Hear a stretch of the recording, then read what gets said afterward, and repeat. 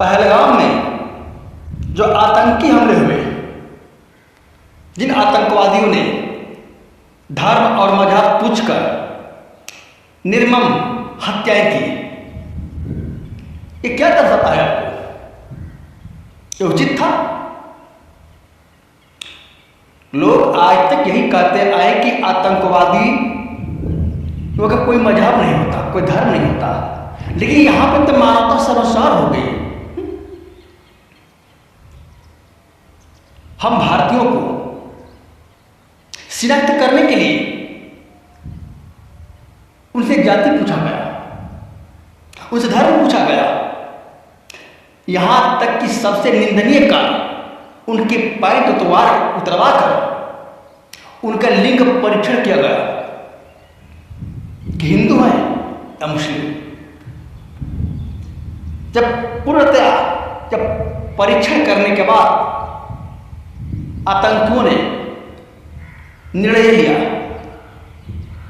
जब उनको यकीन हो गया कि ये जो पर्यटक हैं, जो भारतीय हैं, हिंदू हैं, तो उनका निर्मम हत्या कर दी गई। और हमारा देश, बहुत से लोग कमेंट कर रहे हैं कि युद्ध होना चाहिए, आतंकवादियों की सजा मिलना चाहिए। बिल्कुल मिलना चाहिए, आतंकवादियों को सजा मिलनी चाहिए। आखिर इतनी उनकी जरूरत कैसे हुई कि हमारे देश में घुसपैठ कर दी? कहीं कोई ना कोई चूक हुई है, अपनों ने धोखा दिया है, या हमारी सुरक्षा व्यवस्था सीमा पर कहीं कुछ ऐसी लीक हुई है जिसके वजह से आतंकवादियों ने पहलगाम में आकर 27 भारतीयों की निर्मम हत्या कर दी। एक बात सोच लीजिए, युद्ध हुआ तो उनके ही नहीं, हमारे अपने भी सैनिक भाई मारे जाएंगे, जो गरीब किसानों के भाई बेटे हैं, जो किसी तरह से मेहनत मजदूरी करके भारत माता की रक्षा के लिए सीमा पर तैनात हैं।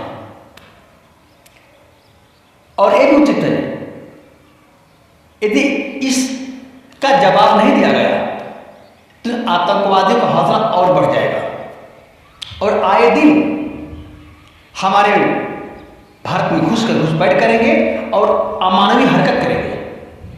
तो इनको अंकुश लगाने के लिए युद्ध तो अनिवार्य है, लेकिन युद्ध के साथ साथ मैंने इस बात का पहल की जाए कि आतंकवादियों को पाकिस्तान अपनी सुरक्षा से भारत को सुपुर्द कर दे, ताकि जो दोषी हैं, जो अपराधी हैं, उनको ही सजा दिया जा सके। बाकी जो निरपराध हैं, यदि युद्ध हुआ तो पाकिस्तान और हिंदुस्तान दोनों की जनता